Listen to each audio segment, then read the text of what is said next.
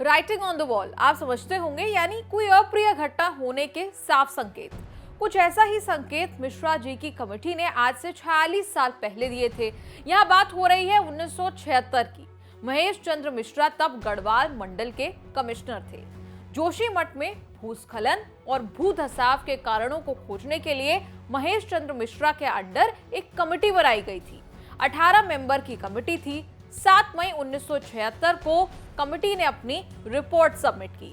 Committee ने कई प्रतिबंध लगाने और सजेशन जो है वो साथ में दिए, लेकिन चेतावनी भी दी कि जोशीमठ शहर भौगोलिक रूप से अस्थिर है।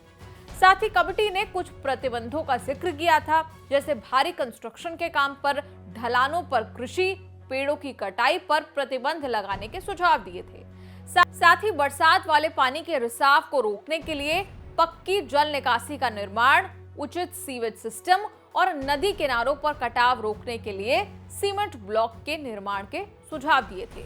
अब मौजूदा संकट में मिश्रा कमेटी की इसी रिपोर्ट की सिफारिशों को लागू करने में विफल रहने के लिए भाजपा और कांग्रेस एक दूसरे को दोषी ठहरा रहे हैं। इंडियन एक्सप्रेस के मुताबिक मिश्रा कमेटी की रिपोर्ट ने पाया था कि भौगोलिक रूप से अस्थिर है जोशीमठ, अनस्टेबल है और इसी की वजह से भूस्खलन यानी लैंडस्लाइड होती है, सड़कें टूटती हैं और भूमि धंस जाती है।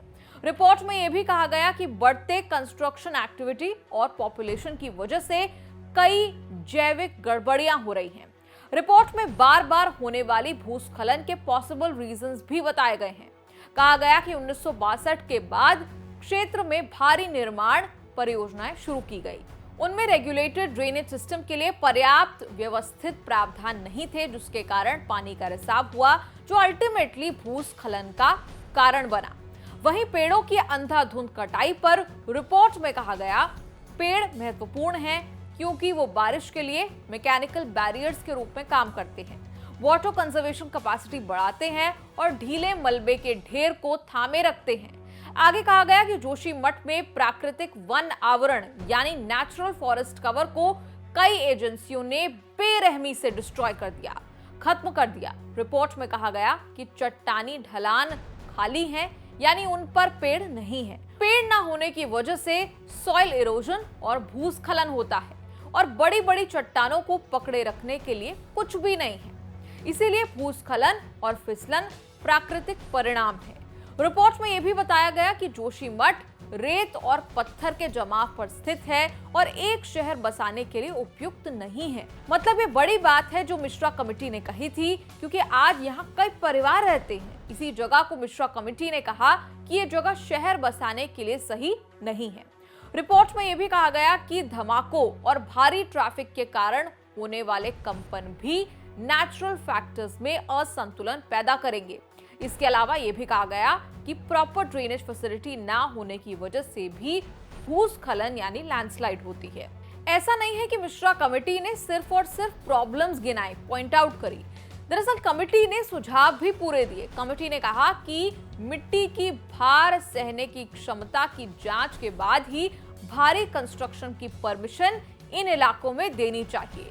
रोड रिपेयर और बाकी कंस्ट्रक्शन काम के लिए कमेटी ने कहा कि पहाड़ी को खोदकर या विस्फोट करके पत्थरों को ना हटाया जाए।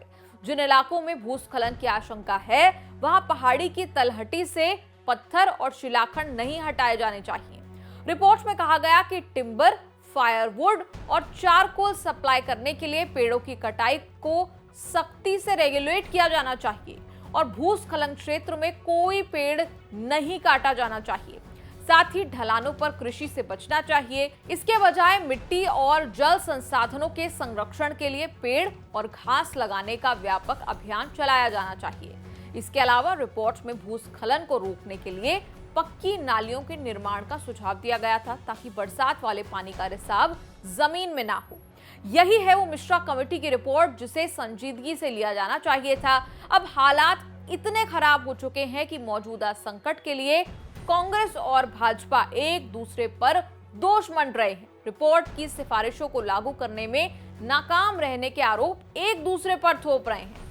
आपका इस पर क्या है कहना, कमेंट्स में लिखकर जरूर बताएं और देखते रहिए न्यूज़ तक।